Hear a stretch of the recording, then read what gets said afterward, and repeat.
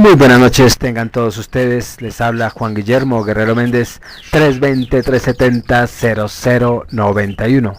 Recuerda que tú estás en mí, yo estoy en ti, por lo tanto, nos necesitamos. Productividad Humana Cuántica se hace presente en el mundo desde Colombia. Vamos a seguir con el tema del bullying en los colegios. Y no solamente como fenómeno en Colombia, sino en el mundo. ¿Y cuáles son esas coartadas del bullying? El que ejerce el bullying. Y una de las características más importantes de los bullies, de esos personajes que someten a otros en el colegio o aún en el hogar, es que existe una gran discrepancia entre la imagen que exhiben como propia y esas tendencias y necesidades que hay bajo ella. Esta especie de simulación permanente de representaciones constantes de sí mismo, pues solo le sirve como defensa ante el dolor. Su rabia, su deseo de venganza, aún la envidia y su impulso de humillar, pues permanecen ocultos tras un permanente lavado de imagen que realiza con gran maestría. Por ejemplo, si un bully es descubierto cuando está intimidando a otro de su edad en un baño o donde ellos se cambian, pues una costumbre que viene repitiéndose, por ejemplo, cada lunes al acabar la clase de gimnasia. En ningún momento dirá, fui yo, lo asumo, o bien, lo reconozco, he hecho algo indebido, pues sus reacciones previsibles tenderán a mantener su fachada de permanente energía y a borrar cualquier indicio de culpabilidad. Hay que tener en cuenta que si su seguridad se centra en el dominio sobre el prójimo, más necesita salvaguardar su capacidad de poderío. Porque tiene miedo también perder su poder. Y como ha sido maltratado, quiere maltratar. Y si no ha sido maltratado, quiere tener un poder. Entonces, en efecto, para un bully, la debilidad es un riesgo que no estará dispuesto a asumir. Y entre los mecanismos que llevará a cabo para ocultarla, están las siguientes actitudes, donde minimizará los actos violentos, culpará a la víctima, presentará razonamientos autoexculpatorios y apelará a sus derechos y cambiará de lugar, pasando de maltratador a víctima, y tenderá pues a reaccionar con más violencia e intentará impresionar. En suma, pues buscará coartar para no tener que enfrentarse a su dolor. Y eso es manipulación de la autoridad que lo descubrió. Y muchos de nosotros nos dejamos manipular sabiendo que él es un bullying. Al al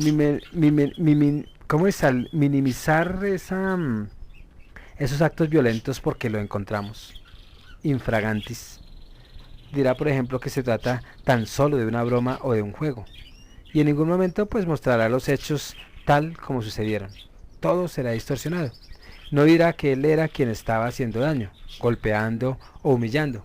Intentará quitarle importancia y buscará manipular al adulto que lo observa y al grupo al cual controla, insistiendo en que no era un hecho tan importante.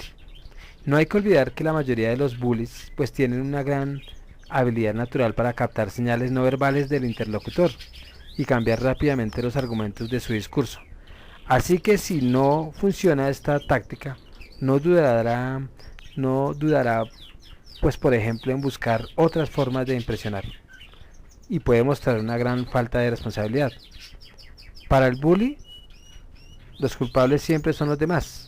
Por ejemplo, las normas de la escuela o instituto o el profesor, que permanentemente pondrá en tela de juicio.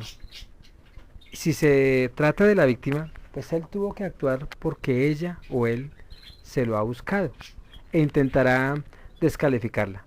Dirá que es un imbécil o un soplón, convirtiéndola así o convirtiendo a ese muchacho, sea dama o un hombre, en merecedora de la agresión. Y una agresión que probablemente irá manifestando a medida que se vea más presionado. Presentará razonamientos autoexculpatorios. Y lo común es que tiende a negar la evidencia con excusas. Yo solo pasaba por allí. Justificaciones.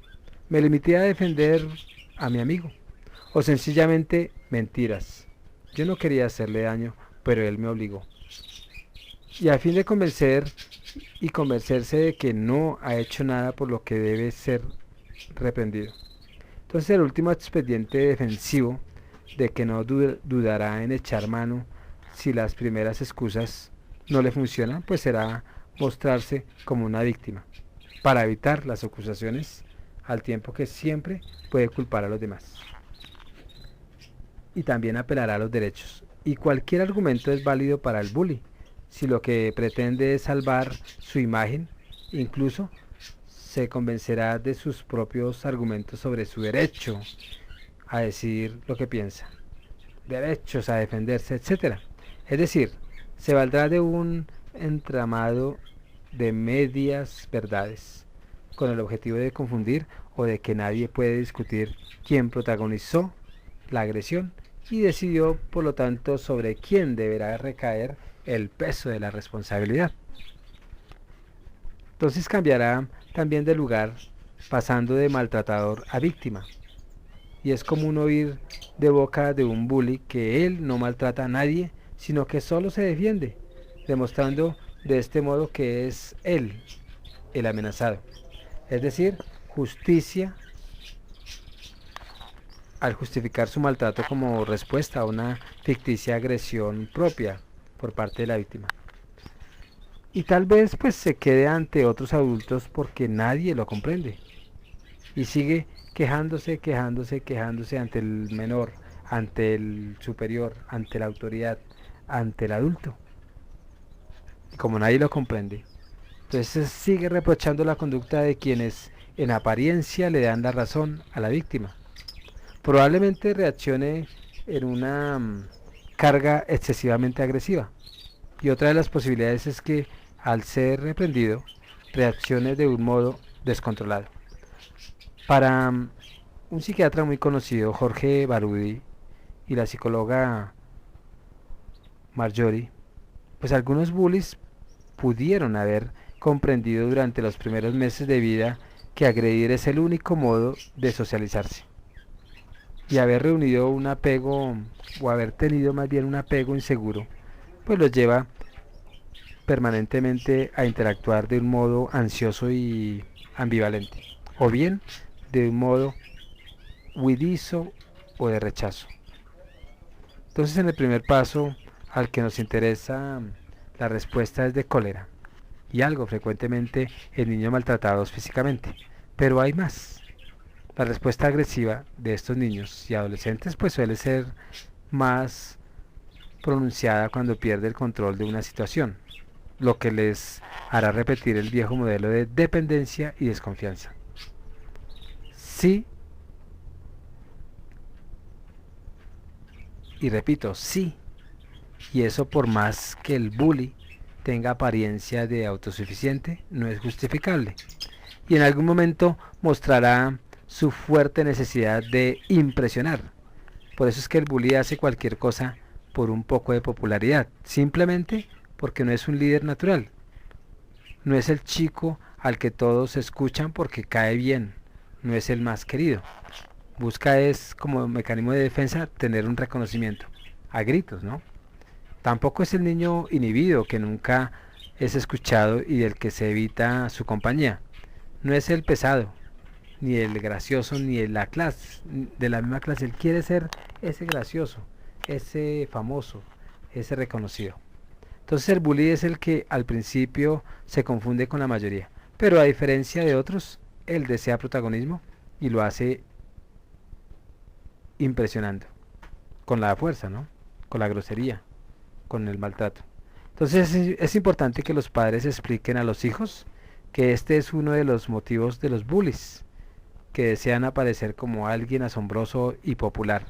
Y algunos niños y adolescentes recurren a la violencia como un mecanismo para sentirse superior, mecanismo de defensa estoy hablando, creyendo que de este modo pues son más aceptados si se muestran más fuertes o muestran su poder a los demás.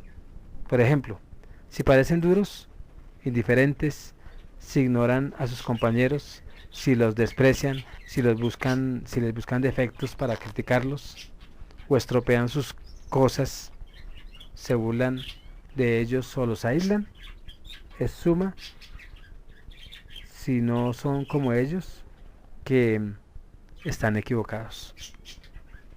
Y ahí es donde hay que entrar para hacer un tratamiento terapéutico de reflexión, de socialización, de resocialización, de autoentendimiento, de autoconocimiento. Se despide Juan Guillermo Guerrero Méndez 320-370-0091. Recuerda que tú estás en mí, yo estoy en ti, por lo tanto nos necesitamos. Curación cuántica y productividad humana cuántica se hacen presente desde Colombia para el mundo. Muchas gracias.